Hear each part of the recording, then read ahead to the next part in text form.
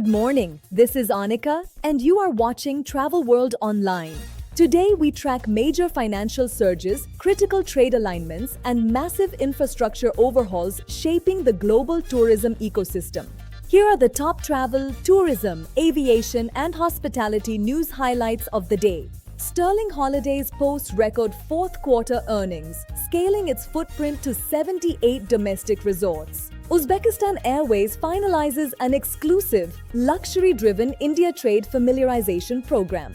PC Vishnunad assumes ministerial leadership of Kerala's high-visibility tourism portfolio. Oppo Hotels and Resorts marks a strategic entry into Maharashtra's high-yield commercial corridor. Saudi Arabia secures a major luxury milestone, welcoming the first international Miraval Wellness Resort at the Red Sea.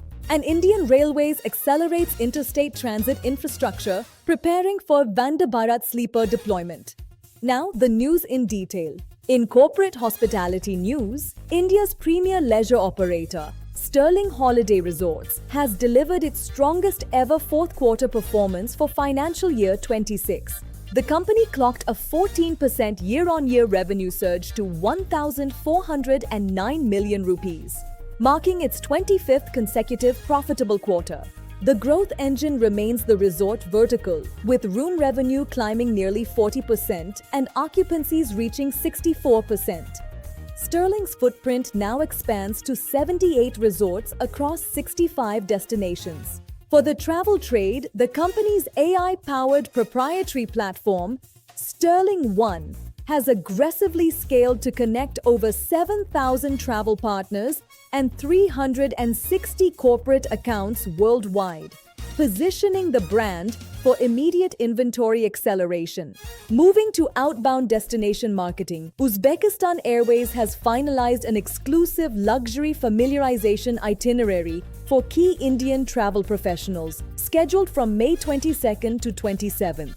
Organized in partnership with Kazan DMC and the JW Marriott Tashkent, the push aims to inject high-end cultural, heritage, and experiential inventory into the Indian outbound market. The trade circuit covers the premium historical hubs of Samarkand and Bukhara. Operating direct aviation links out of Delhi and Mumbai to Tashkent. The airline is looking to lock in predictable summer and autumn corporate and leisure flows through deeper trade distribution. In regional hospitality pipelines, Oppo Hotels and Resorts has confirmed its entry into Maharashtra with the signing of Oppo Essential Nandini in Chhatrapati Sambhajinagar.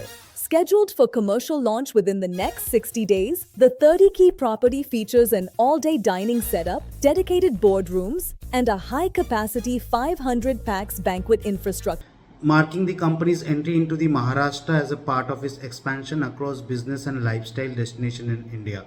So the company is targeting tier 2 and tier 3 cities, which are becoming the next big growth hub for the hospitality industry.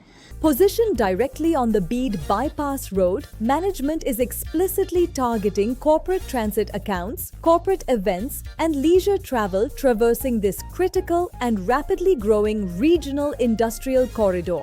On the global stage, Saudi Arabia has announced the formal opening of Miraval the Red Sea on Shura Island, marking the ultra-luxury wellness brand's first ever property outside the United States. This adults-only digital device-free sanctuary injects 180 premium keys, suites and luxury villas into the Red Sea project's high-yield ecosystem.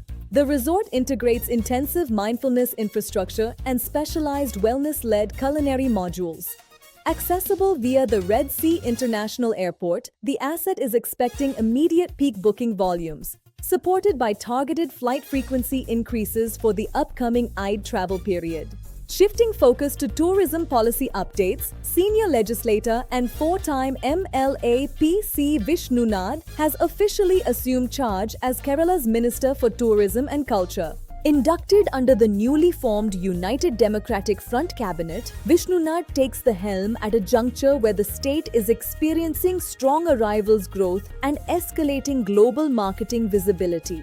With a strong political track record, and executive experience as an AICC secretary, industry stakeholders expect his leadership to bring major policy modernization, public-private trade alignments, and fresh promotional momentum to the state's cultural and leisure circuits. And finally, a major capacity multiplier for domestic transit. Union Railway Minister Ashwini Vaishnaw has virtually flagged off a new express train connecting the economic hubs of Bengaluru and Mumbai. Crucially for regional tour operators and corporate travel planners, the minister confirmed that the high-speed Vande Bharat sleeper service on this route is slated for imminent deployment.